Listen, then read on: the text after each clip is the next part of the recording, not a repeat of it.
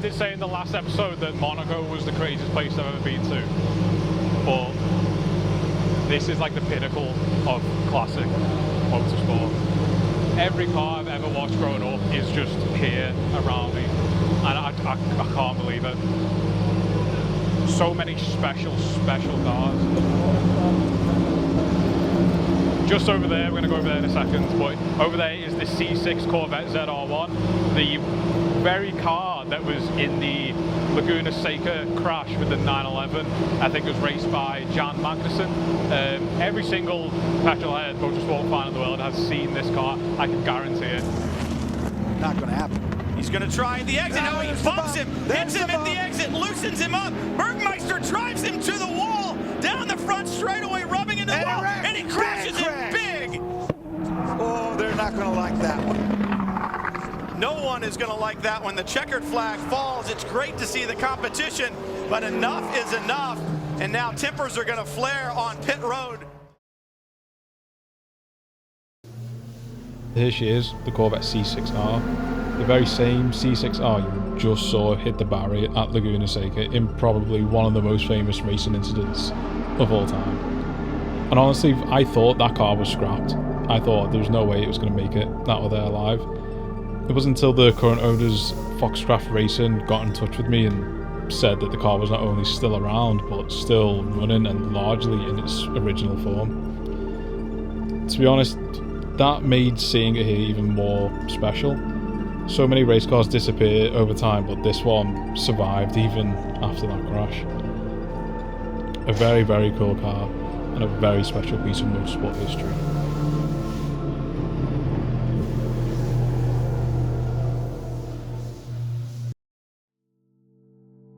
Anyway, back to the sights and sounds of the pit lane.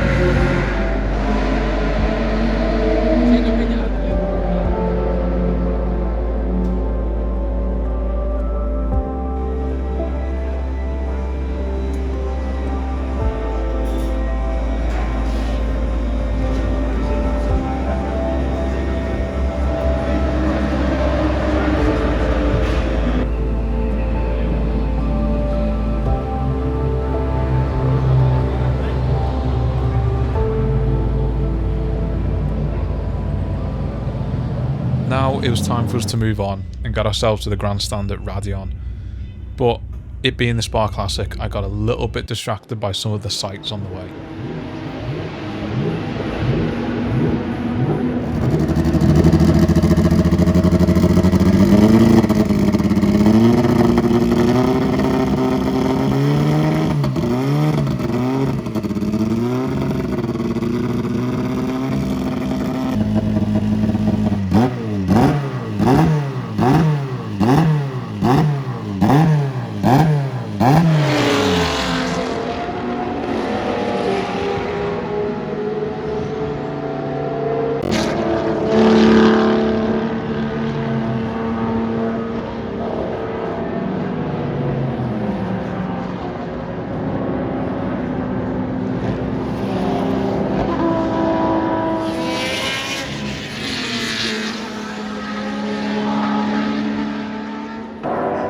So we're currently at the top of Eau Rouge, probably the most dangerous corner in all of motorsport. This is one of them tracks that you hear about your whole life. But seeing it in person is completely different. Everything's way bigger than it looks on TV. And the elevation change is ridiculous. The track just disappears off into the forest. And the speed that they carry through here is just incredible.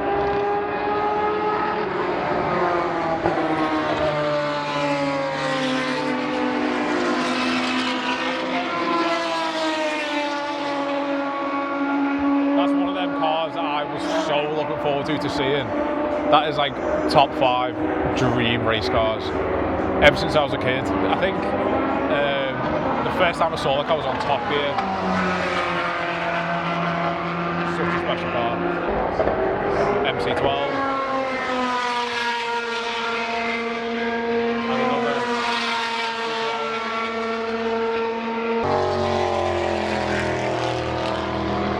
Marcos. This place still holds so much character. Even just walking around, you can still feel it.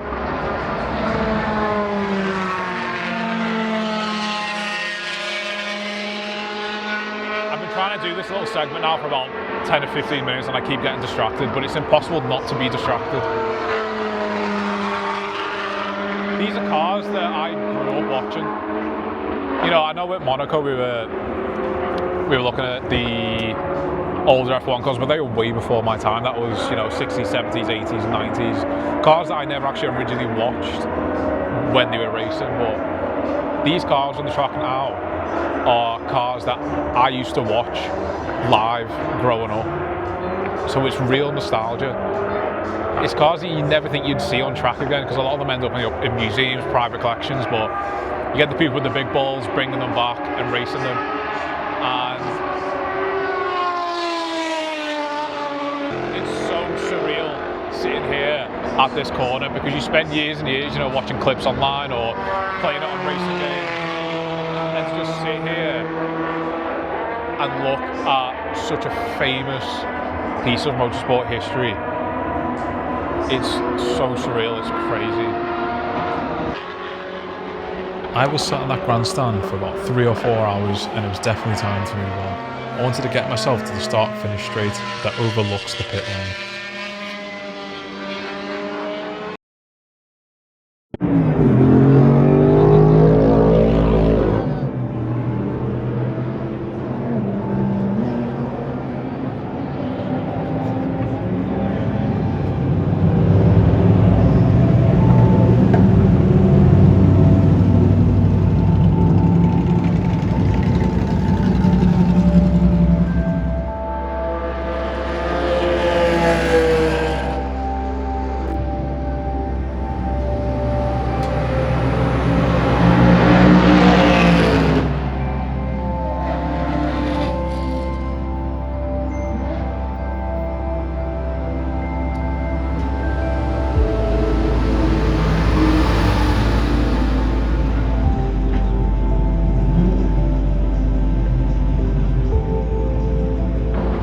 Right, well, I found the perfect spot to end day one. It's been an unreal day. It's been about 30 odd degrees. And I don't think I've drank enough water because I've now stopped sweating, which is not a good sign. But yeah, it's been an unreal day. I've just seen so many of my own cars, like dream cars. I keep on getting distracted. Anyway, that's it, day one. Day 2 tomorrow. We're going to go into the night tomorrow. The racing finishes about 11:30 at night. So that should be... I can't wait. Right, I need water. I need sleep. Water, food, sleep, in that order. And beer. Lots of beer.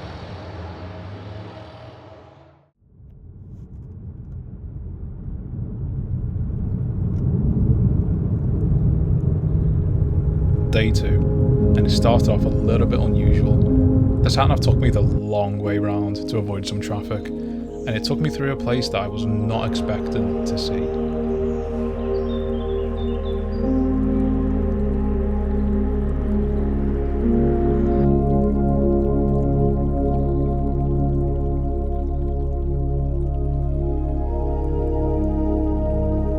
A section of the original Spa-Francorchamps racetrack.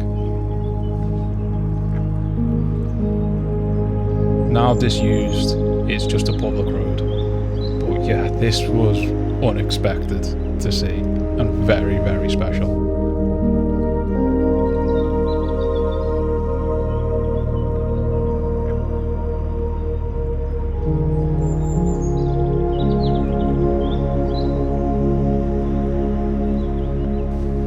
Look at that, original Armco from back in the day. I bet you they'd have some stories. I'm sure there's still some bits of Lotus and Brabham in them forests.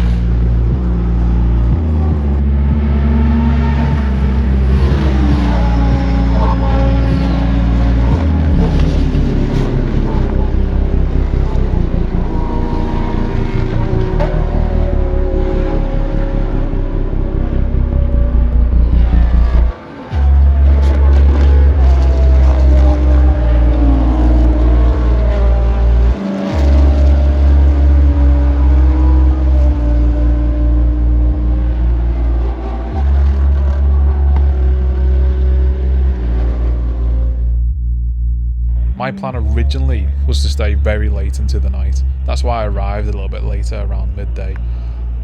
But after 6 laps, the whole evening was red flagged and it did not get restarted again. And I was devastated. So unfortunately, what you see is what you get. That's all I got. Alright, that's it for episode 2. I'm going to make this short and sweet because it's hot and I'm tired and it's late and it's coming up to just past 10 o'clock. This has been a good one. This has been a really good one. Spa Classic, 100%. We're coming back next year. But that's it. I don't know where I'm going to be next. It's been up in the air at the moment, but this has been good. And I appreciate you watching. Thanks.